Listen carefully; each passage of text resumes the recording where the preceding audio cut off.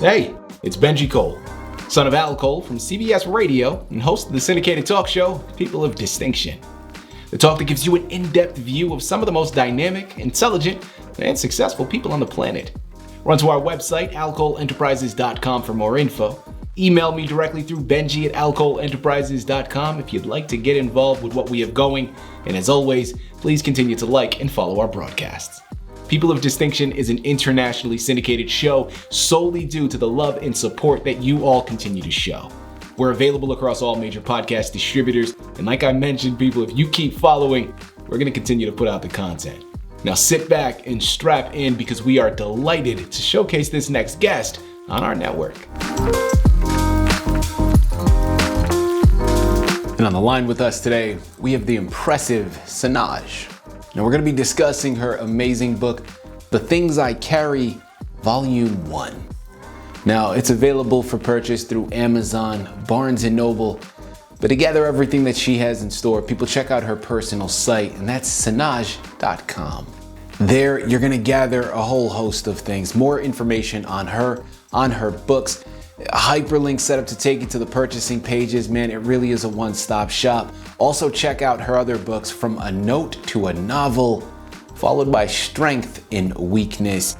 I'm telling you, these are books that you need to add to your shelf. Again, that's Sinnaj.com. And people, listen, it is a pleasure, a true honor to have Sinnaj here on the line. Her book, The Things I Carry, Volume 1, man, strap in, okay? Trust me when I tell you, this memoir is raw. This memoir is insightful. It is deep. It is truly groundbreaking, and it's going to help you. Man, it's gonna help you move some mountains, okay? I love having authors that have written memoirs because there's so much wisdom to be gained. When we have memoirs here, it's like that old, listen, you understand, people, when you go through your experiences equate to wisdom. Well, the beneficial thing about memoirs is it doesn't always have to be your particular experience that wisdom is derived from. Sometimes we can benefit from learning from others, and then we can hopefully avoid some potholes on our journey as well. Sinnaj is offering gold in written form. You're gonna wanna sit back, strap in, and trust me when I tell you, we're gonna scratch the surface here today, but by the time we've concluded, you're gonna run and purchase your copies because you're gonna understand, yeah, this is one you need to add to your shelf because it is a fantastic gift. Sit back, strap in, and listen up. Sinnaj, first and foremost, welcome to People of Distinction, and thank you very much for being a guest. How are you doing today? I'm doing great. Thank you for having me. Absolutely. Listen, it is a true pleasure to have you here with us. I really do mean that. Your book, Sinnaj, your book is going to be able to empower a lot of individuals. And I'm sure you must have known that in its creation. And we're going to cover inspiration in just a moment. But first and foremost, man, let's start off by learning a little bit more about yourself and your background. I know that this is a memoir, so a lot of the pieces may overlap, but of course, this is not just your story. It's about other individuals that you've met along the way as well. So tell us more about yourself and your background. Who is Sinnaj? Well, I'm a PK. I'm a preacher's kid. My dad passed away in 2019, and I'm a daddy's girl. Mm-hmm. But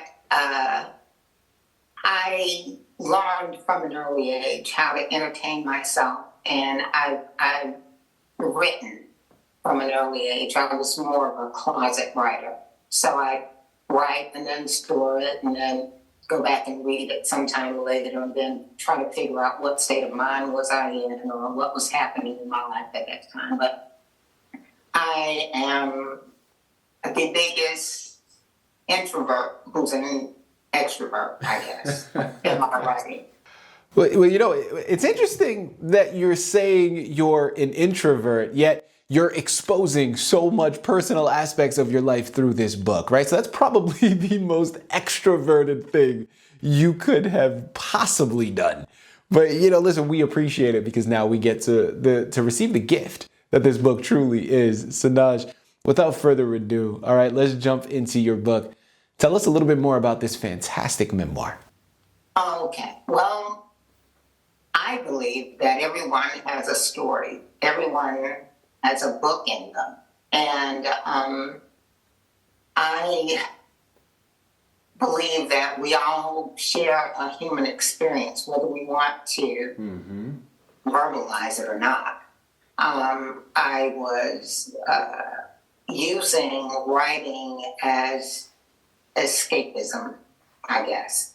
So when I was tasked with caring for my mom, who now has dementia, I felt like I was in chaos all the time.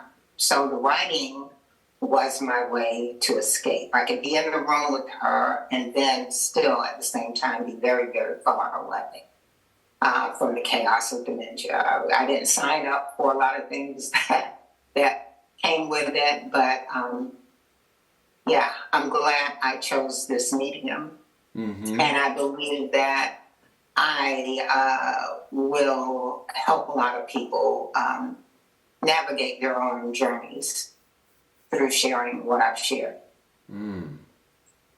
Sinnaj, how did writing this memoir change your perspective on events and the people in which you wrote about?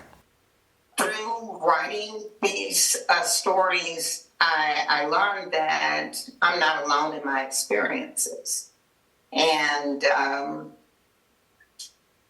it wasn't something that was happening to me. It turns out that it was something happening for me.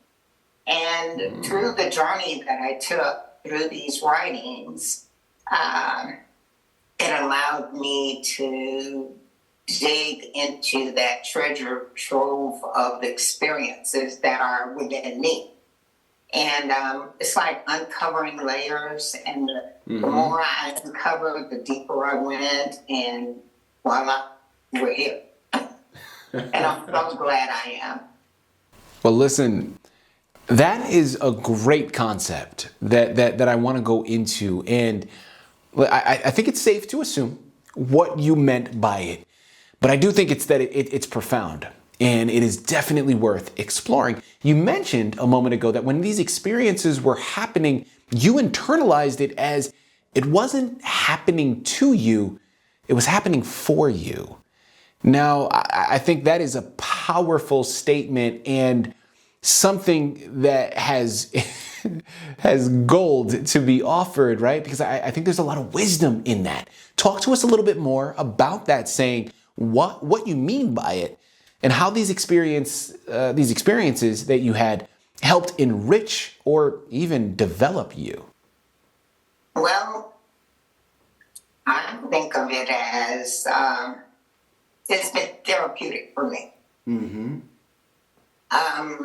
I don't think that I could have gone anywhere for the knowledge that I received from an internal space, because these experiences caused me to heighten my conversations with God. You know what I'm saying? It caused me to run to Him for everything I needed. And if I needed to talk to someone and no one was available, well, God never puts me on hold. He never says, I'll get back to you. It's like He's always there. And I'd ask questions, He'd answer. When I called, He answered. It was just a beautiful thing. And I didn't realize it going in, but as I traversed this area, it started becoming clear. I mean, I would have lucid dreams. You know, I'd go to sleep with something on my mind and have these wild, colorful dreams. And get the answers I was looking for. So it's been a wonderful spiritual, enlightening journey, and I would do it all again. I would do it all again. It came with a price, but I'd gladly pay it twice. You know what I mean? Absolutely. People, listen, I'm telling you, this is a book that needs to be added to your shelf. Again, it's called The Things I Carry, Volume 1. While you're at it, remember there are 2 other books that she has written at this time, and hopefully a lot more on the horizon that we're going to be able to take part in. It's Amazon, it's Barnes & Noble, it's a whole host of other places. But most importantly, check out her personal site, Sinnaj.com. It really is a one-stop shop for everything that she has to offer. Head on over there and get lost in it, because I promise you, you're going to want to gather what she has to offer, okay? You know, Sinnaj, my follow-up question here. I understand that from a human perspective, sometimes it is difficult enough for us to look in the mirror at ourselves and see certain blemishes within us that we would sometimes either, sweep under the rug and not have to face, right? There are certain aspects in our lives that when we come across, man, we feel shame, we feel guilt, we feel a whole host of emotions, and we just want to, like I said, we just want to sweep them under the rug. We don't even want to acknowledge that they exist within ourselves.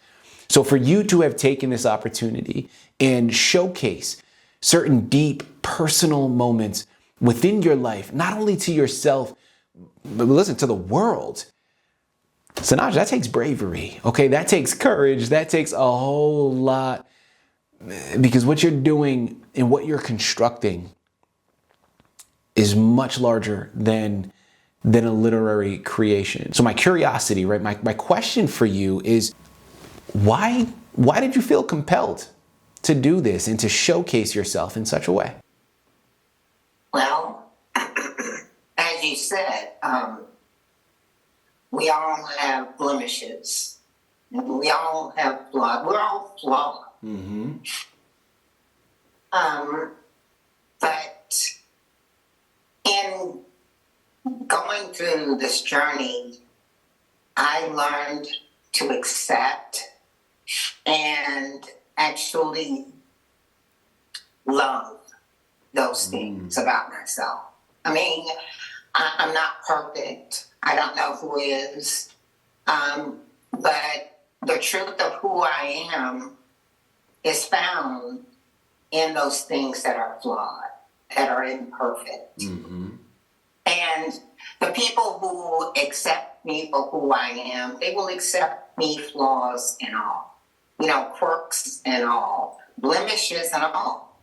And if that's not good enough, if I'm not good enough to be accepted just as I am, then that's what it is. But I've learned in this journey too, Benji, that there is nothing or no one that I am unable to walk away from. Well, except God, of course. But there's nothing in my life that I will say, oh, I can't live without that, or I can't live without him, or I've got to have, there's nothing in my life that I will not walk away from if it disturbs my peace. If it costs me my peace, then I'm going to choose my peace. And sometimes my peace comes with blemishes and flaws. And I love every part of that. I'm tickled by it. I mean, the things I find out about me, even today, it makes me laugh. It makes me smile. It makes my heart pound with just joy and bliss. Because I am who I am. God made me this way. Mm-hmm. And number one, if I can't accept me, how can I expect anyone else to?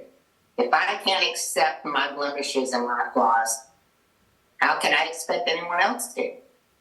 So I embrace that about myself. And I'm so glad that I got to the point where I...